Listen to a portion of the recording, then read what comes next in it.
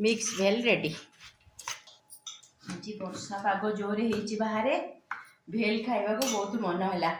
मैं जाऊँगी जी जिनस घरे आवेलेबल अच्छी तादे भेल बन प्रस्तुति करके खाइबी। फास्ट मुढ़ी पकोई मिक्सचर चना देसी काला चना पियाज काकुड़ी